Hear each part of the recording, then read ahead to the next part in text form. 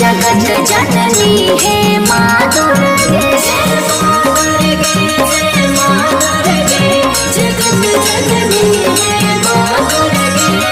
त्रिशूल धारणी माँ दुर्गे, भाव मोचनी माँ दुर्गे, त्रिशूल धारणी माँ दुर्गे, भाव मोचनी माँ दुर्गे।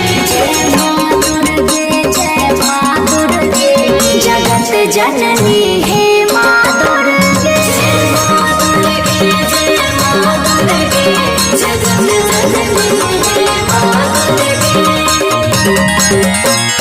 कर्पूर गौरम करुणावतारम संसार सारम भुजगेन्द्रहारम सदा वसन्तं हृदयारविन्दे भवं भवानी सहितं नमामि, सहितं नमामि।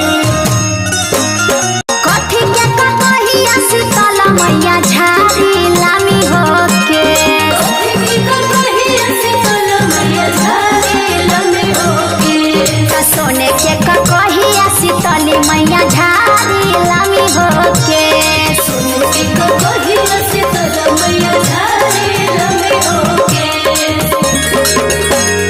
सती साध्वी माँ दुर्गे, शैलपुत्री माँ दुर्गे, माँ दुर्गे, जय माँ दुर्गे, जगत जननी है माँ दुर्गे, जय माँ दुर्गे, जय माँ दुर्गे, जगत जननी है माँ दुर्गे।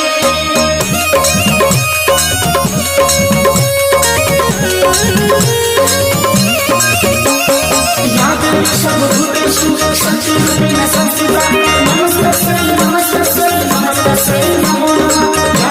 सर्वभूतेषु शक्तिरूपेण संस्थिता नमस्तस्यै नमस्तस्यै नमस्तस्यै नमो नमः।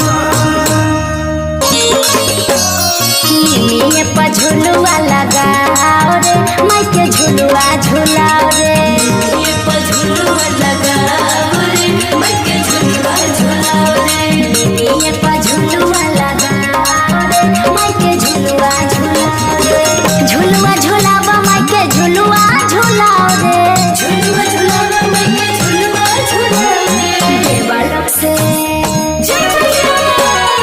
देवलोक से